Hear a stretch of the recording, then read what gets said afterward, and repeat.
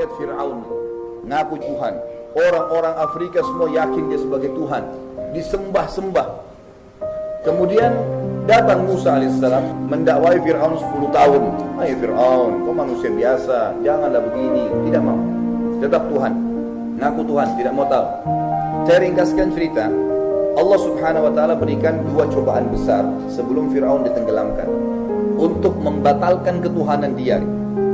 Yang pertama, karena tiap hari makin banyak orang-orang Mesir dan Bani Israel yang beriman pada risalah Nabi Musa alaihissalam, mengakui Tuhan Allah, menikmati yang halal, meninggalkan yang diharamkan, mengerjakan diperintah, tinggalkan yang dilarang. Mereka makin banyak.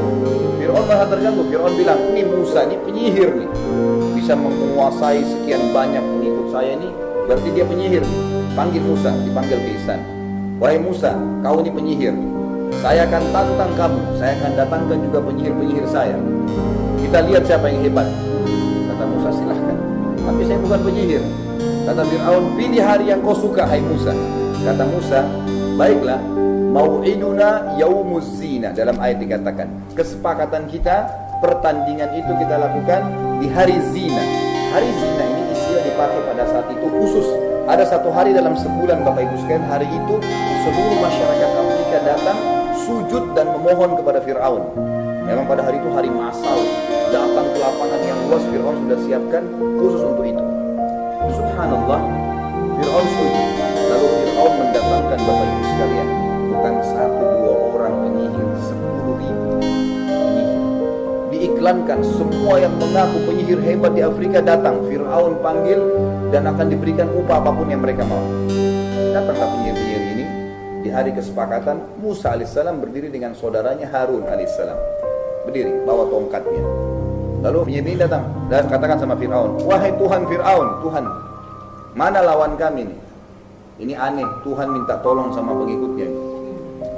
Mana lawan kami? Kata Fir'aun, tuh yang 2 orang sana tuh. Ini 10.000 orang ini. Mereka bilang, itu 2 orang lawan kami. Ngapain rame-rame begini? Kata Fir'aun, kalahin dulu deh. Bunuh kalau perlu. Tuhan gak bisa bunuh. Gimana caranya? Minta tolong sama orang lain. Kalau Allah mematikan kita, satu urat sarafnya Allah tahan, selesai, mati. Gampang kalau Allah mau susahin makhluknya. Jalan pakai sepatu baru, jalannya bagus, keseleo, 2 minggu sakit. Gampang kalau Allah mau, tiba-tiba mati. Ini enggak, minta tolong. Kata penyihir, baiklah kalau begitu. Kami dapat apa? Kata Fir'aun, semua yang kalian mau saya kasih. Yang penting kalahin dulu orang ini, hilangin. Tetap saya diakui sebagai Tuhan. Baiklah. Penyihir-penyihir ini sepakat, Bapak Ibu sekalian, untuk mengeluarkan tingkat tertinggi dari ilmu sihir. Ini perlu diketahui ya. Ilmu pamungkas sihir, perhatikan, ini yang paling tinggi. Mengubah sesuatu benda berubah dari bentuk aslinya dan seakan-akan bergerak. Hanya itu. Jadi itu ilmu tertinggi. Apa yang mereka lakukan? 10.000 penyihir Fir'aun ini mengambil tali, Bapak Ibu sekalian, ilmu tertinggi sihir, kata Allah, yukhayyalu min sihrihim annaha tas'a. Dengan sihir mereka mengubah pandangan mata orang pada saat itu seakan-akan tali tadi yang dilempar berubah jadi ular dan bergerak-gerak. Perhatikan, kalau ada orang penyihir demo seperti depan antum, kata kuncinya begini, baca bismillah, pegang, kembali kepada bentuk asalnya. Mustahil bisa menyerang. Gak ada ceritanya tuh ularnya bisa nyerang, gak ada. Apa yang membuat penyihir Fir'aun 10.000 langsung beriman sama Allah waktu itu? Sempat Nabi Musa AS kaget lihat, ini 10.000 tali luar biasa ini. Kata Allah SWT, fa'aujasa fi nafsi khifatan Musa. Musa sempat takut sejenak. Qulna, kami katakan kepada Musa, la takhaf, jangan kau takut. Innaka antal a'la, kau pasti yang menang. Wa alqi ma fi yaminik, lempar tongkat yang ada di tangan kanan hai Musa. Talqafu ma sana'u, akan menghancurkan semua yang mereka lakukan. Innama sana'u kaidu sahir, yang mereka buat adalah perbuatan penyihir-penyihir. Wala yuflihu sahiru haitsu ata, tidak ada penyihir yang bisa mengalahkan ayat-ayat Allah. Nabi Musa AS lempar tongkatnya, berubah jadi ular besar. Apa yang terjadi setelah itu?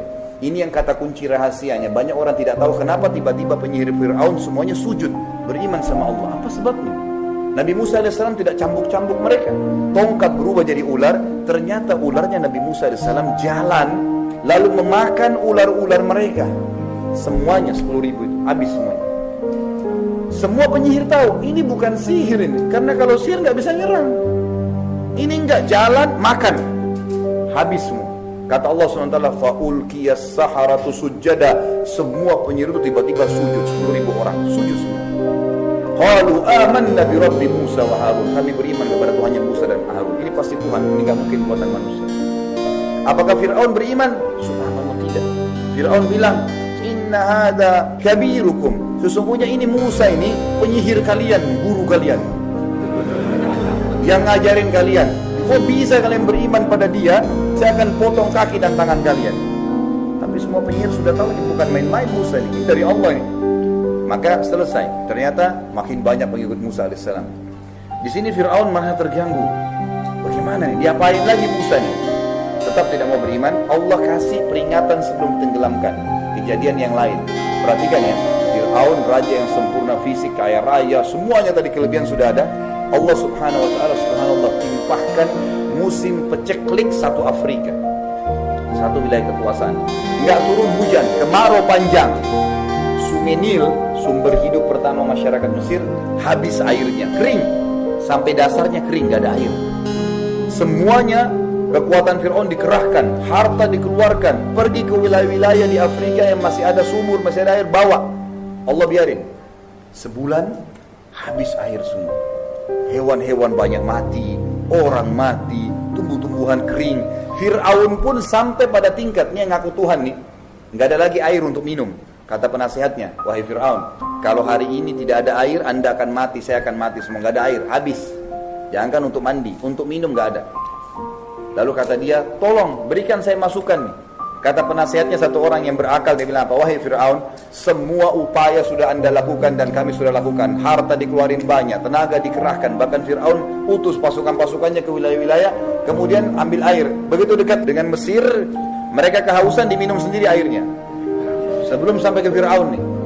Kata penasihatnya begini, semua sudah kita lakukan. Tinggal ada satu cara belum. Kata Fir'aun dengan semangat, apa itu? Engkau belum minta kepada Tuhannya Musa. Itu yang belum, yang lain semua sudah. Fir'aun dengan semangat, panggil Musa. Wahai Musa, depan orang-orang semua, kau kan ngaku punya Tuhan. Kalau Tuhanmu bisa turunkan hujan dari langit, maka saya akan beriman dengan kaum saya. Musa senyum. Dan Musa alaihissalam ini dengan hikmah Allah, kata para ulama sejarah, waktu itu berada di sebuah lokasi yang Allah buat subhanallah sumurnya banyak air. Tempatnya Musa. Tapi Fir'aun nggak tahu. Maka Musa mengatakan, wahai Fir'aun, benarkah yang kau ucapkan ini? Kalau saya minta kepada Allah Tuhanku dan Tuhanmu, Tuhan langit dan bumi, menurunkan hujan dari langit seperti yang kau minta, hilang ini masalah Mesir pecek lagi ini, kau akan beriman? Kata Fir'aun, tentu saja. Subhanallah, di depan Fir'aun Musa angkat tangan mengatakan, ya Allah, Zat yang menciptakan langit dan bumi, Zat yang telah menahan air hujan bagi masyarakat Mesir, turunkanlah hujan buat kami.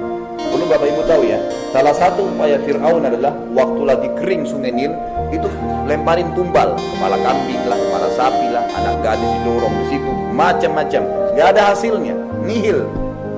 Yang terjadi sama Allah begitu Nabi Musa berdoa, belum diturunkan tangannya dari doa, mendung hujan keras sebulan, sampai sungai Nil penuh, hidup semua sudah mulai kembali, subur. Fir'aun sudah puas. Pertanyaannya, berimankah Fir'aun? Tahu apa yang dia bilang? Hati-hati dengan kata-kata seperti ini ya. Banyak orang, di Indonesia ada banyak orang begini nih. Kalimat kufur, berbahaya. Dia bilang, oh sudah saatnya hujan turun. Artinya, bukan karena Musa nih. Jadi ingatin, gak boleh, azab kubur ada, dan neraka ada ini. Jangan tak sholat. Sekarang sudah gak apa-apalah. Biarin aja. Seperti Fir'aun. Subhanallah, waktu itu tersebar satu wilayah kekuasaan Fir'aun. Ternyata Tuhan Fir'aun gak bisa turunkan hujan, dan dia minta tolong pada Tuhannya Musa. Dari Tuhannya Musa lebih hebat. Subhanallah, melihat kejadian tersebut, banyak orang beriman pada Musa AS. Dan Allah SWT, dia tetap mau melakukan lagi upaya. Apa yang dia bilang? Ini Musa bahaya nih, harus dibunuh. Dikejar Musa AS dengan pasukannya. Ada pasukan intinya Fir'aun khusus itu, membela dia. Kalau kita mungkin Kopassus, terlatih khusus. Itu dipakai sama Fir'aun untuk menyerang Musa. Musa AS lari, manusia biasa lari menuju ke Laut Merah. Begitu dekat, Fir'aun lihat Musa dengan pengikutnya. Apa yang dia bilang? Allah cerita dalam Al-Quran, innahum lasyirmidhimatun qalilun. Oh itu Musa, sedikit sekali, kesian, pasti kalah. Orang-orang pengikutnya Nabi Musa AS berkata, Bani Israel, ya Musa inna lamudrakun, kita sudah dijangkau oleh Fir'aun nih, pasti kita dibunuh semua nih, dibantai nih, udah gak mungkin tidak. Apa kata Musa dengan penuh keyakinan? Kalla inna ma'iyya rabbi sayahdin, gak mungkin, pasti Tuhanku akan memenangkan aku.